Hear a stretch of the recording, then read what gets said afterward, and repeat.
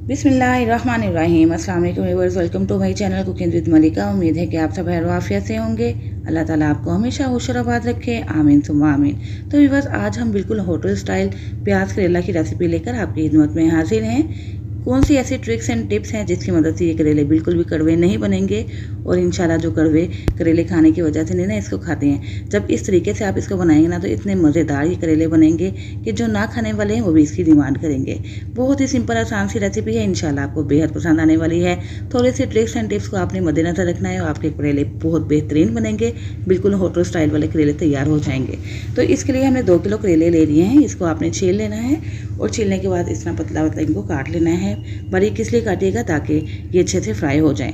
अब हमने एक ट्रिक जो आपसे शेयर करनी है वो ये है कि अगर इन करेलों को धोने से पहले नमक और हल्दी लगा दिया जाए और अच्छे तरीके से इनको रब करके तकरीबन घंटा के लिए रख दिया जाए ना, तो जितनी भी कड़वाहट है वो दूर हो जाती है। तो यहाँ पे मैंने 2 टीस्पून के करीब नमक इसके अंदर शामिल किया है और 1 टीस्पून भर के हल्दी शामिल करके इनको अच्छे तरीके से रब किया है, यानी कि मसला है, ताकि हर करेले के पीस के ऊपर नमक और हल्दी का जो फ्लेवर है, कोटिंग है, अच्छे तरीके से आ जाए। उसके बाद आपने क्या करना है, इसके अंदर पानी शामिल कर देना है। पानी हम इतना शामिल करेंगे जिससे कि करेले अच्छे तरीके से डूब जाएं और उसके बाद इसको छोड़ देंगे तकरीबन 30 मिनट के लिए। अगर ज़्यादा टाइम है तो 1 घंटा के लिए कम से कम आप इसको ज़रूर छोड़ दीजिएगा ताकि जितनी भी कड़वाहट है वो दूर हो सके। तो ये एक शानदार सी ट्रिक है, आपने इसको ज़रूर फॉलो करना है, जिससे करेले आपके बहुत ही मज़ेदार और लजीज तैयार होंगे। और करेलों को रेस्ट में रखने के बाद आप दरमियान में प्याज काट लें। ये देखें, प्याज भी हमने काट के रख लिया है, बिल्कुल बारीक बारीक आपने इसको कट करना है। तकरीबन 1.5 किलो के करीब हमने प्याज काट लिया है। करेले हमारे पास 2 किलो हैं और जब ये हम फ्राई करेंगे तो ये थोड़े से श्रिंक हो जाएंगे और इतना ही तकरीबन 1.5 से 2 किलो आपको प्याज भी लेना होगा, क्योंकि ये प्याज करेले हैं। तो इस लिहाज से आपने कोशिश करनी है कि दोनों की क्वांटिटी सेम ही ले लें, यानी कि एक जैसी ले लें। यहाँ पे करेले को हमने हल्दी और नमक लगा के 1 घंटे के लिए छोड़ दिया था। अब इनको हमने अच्छे तरीके से धोना है, इतना धोना है कि बिल्कुल साफ़ सुथरे हो जाएं और तकरीबन 3 से 4 पानी आपने लगाने हैं। और करेलों को खुले पानी में धोना है और उसके बाद इसको आपने किसी बास्केट में डाल देना है ताकि इसका सारा पानी नुचड़ जाए। और अगला स्टेप जो आपको करना होगा वो ये है कि आपने खाली बर्तन लेना है, इसमें कोई भी ऑयल या घी वगैरह शामिल नहीं करना है। बस आपने इस खाली बर्तन को गर्म करने के बाद इसके अंदर शामिल कर देने हैं करेले। जी हाँ व्यूअर्स, हमने ऑयल के बगैर अभी करेलों को फ्राई करना है। बगैर ऑयल के आप जब इनको फ्राई करेंगे ना तो ये करेले इंशाल्लाह जितने भी कड़वाहट है इसकी दूर हो जाएगी इस एक और अमल की मदद से। ठीक है, नमक और हल्दी लगाने की वजह से भी करेले की कड़वाहट दूर होती है। और दूसरा ये स्टेप आपको करना होगा कि बगैर ऑयल के आपने करेलों को फ्राई करना है। इतना फ्राई करना है कि ये इसका पानी सारा खुश्क हो जाए। तकरीबन 8 से 10 मिनट आपको लगेंगे। फ्लेम हाई कर दीजिएगा और हाई फ्लेम पर इसका सारा पानी खुश्क हो जाने तक इसको फ्राई कर लीजिएगा। यहाँ पे करेले हमने तकरीबन 10 से 12 मिनट के लिए बिल्कुल इनका पानी इवेपोरेट हो जाने तक फ्राई कर लिया है। उसके बाद आपने यहाँ पे शामिल कर देना है कुकिंग ऑयल। ऑयल की जगह पे आप घी भी ले सकते हैं, जो भी घर में आपकी इस्तेमाल की जाती है चीज़ आप वो इस्तेमाल कर लीजिएगा। तो बस ऑयल शामिल करने के बाद हमने इनको फ्राई करना है। हाई फ्लेम पे हमने इनको तकरीबन 15 से 20 मिनट के लिए या उस वक्त तक फ्राई करेंगे जब तक कि ये जैसे गोल्डन नहीं हो जाते। तो यहाँ पे मैंने तकरीबन ½ kg ऑयल का इस्तेमाल किया है। ऑयल की मिकदार आप अपने करेलों की क्वांटिटी के मुताबिक ले सकते हैं। बस ऑयल इतना होना चाहिए कि इसके अंदर करेले अच्छे से डूब और अच्छे तरीके से फ्राई हो जाएं। आगे चल के हम ये ऑयल निकाल देंगे, लेकिन अभी फ्राई करने के लिए आपको ज़्यादा ही ऑयल चाहिए होगा। तो यहाँ पे हमने करेलों को तकरीबन आधा घंटा के लिए फ्राई किया है। इसकी क्वांटिटी ज़्यादा थी तो इसलिए टाइम ज़्यादा लग जाएगा। और ये देखें, जैसे ही करेले इस शेप में आ जाए, यानी कि इसका कलर चेंज हो जाए और ये गोल्डन से दिखना शुरू हो जाए, तो उसके बाद आपने इसके अंदर शामिल कर देना है प्याज। प्याज शामिल करने के बाद हमने करेले और प्याज दोबारा ही फ्राई करने हैं और इतनी देर तक फ्राई करेंगे कि प्याज के ऊपर भी एक हल्का सा गोल्डन कलर आ जाए, गोल्डन सी कोटिंग आ जाए।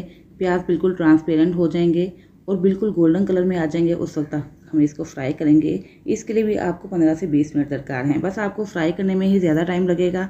आगे चल के इसका मसाला बनाने में आपको बिल्कुल भी टाइम नहीं लगना है और करेले जल्दी से ही बन जाएंगे। बस थोड़ा सा फ्राई करने में आपको टाइम ज़रूर लगेगा, लेकिन फ्राई करने के मामले में आपने कोई भी कंप्रोमाइज़ नहीं करना है, क्योंकि ये भी एक अहम प्रोसेस है, स्टेप है कि इसकी वजह से भी करेले बिल्कुल कड़वे नहीं बनेंगे, बिल्कुल आपके कड़वाहट से पाक और मज़ेदार करेले तैयार हो जाएंगे। तो यहाँ पे हमने प्याज और करेले बहुत अच्छे तरीके से फ्राई कर लिए हैं। आप प्याज की कंडीशन देख सकते हैं कि कैसे ये ट्रांसपेरेंट भी हो गए हैं और हल्के से गोल्डन भी हो चुके हैं। तो बस प्याज और करेले हम निकाल लेंगे। और यहाँ पे चूँकि हमने ऑयल ज़्यादा इस्तेमाल किया था फ्राई करने की वजह से, तो आपने उतना ही ऑयल लेना है जितना कि आप मसाले के लिए यूज़ करते हैं, बाकी एक्स्ट्रा ऑयल निकाल लीजिएगा। तो यहाँ पे थोड़ा सा मैंने ऑयल निकाल लिया है, बाकी इसके अंदर ही रहने दिया। और इसके बाद इसमें हम शामिल कर देंगे 1 टेबलस्पून भर के लहसुन अदरक का पेस्ट और इसको तकरीबन 1 से 1.5 मिनट के लिए हाई फ्लेम पे फ्राई कर लेंगे। लहसुन अदरक फ्राई करने के बाद इसमें शामिल कर देंगे हरी मिर्चें। 3 से 4 अदद बारीक कटी हुई हरी मिर्चें हमने इसके अंदर शामिल कर दी हैं। उसके बाद 3 से 4 अदद कटे हुए टमाटर शामिल कर देंगे और टमाटरों को हमें इतना फ्राई करना है कि अच्छे से मैश हो जाएं और इसका सारा पानी खुश्क हो जाए। तो इसी दौरान व्यूअर्स आपसे हम बड़ी रिक्वेस्ट है कि अगर आपको मेरी वीडियो अच्छी लग रही है तो प्लीज़ इसको लाइक और शेयर करना मत भूलिएगा। चैनल पर नए हैं तो प्लीज़ चैनल सब्सक्राइब करके बेल आइकन प्रेस कर दीजिएगा ताकि हर नई आने वाली वीडियो की नोटिफिकेशन आप तक फ़ौरन से पहुंच सके, जो बिल्कुल फ्री है। तो हमने टमाटरों को फ्राई कर लिया है। अब इसके अंदर 2 टीस्पून भर के शामिल कर देंगे सूख मिर्च पाउडर, हाफ़ टी स्पून हल्दी पाउडर शामिल कर देंगे और नमक आप अपने टेस्ट के अकॉर्डिंग शामिल कीजिएगा, क्योंकि हमने नमक करेलों को भी लगा के रखा था। मैंने हाफ़ टी स्पून फिलहाल नमक शामिल किया है।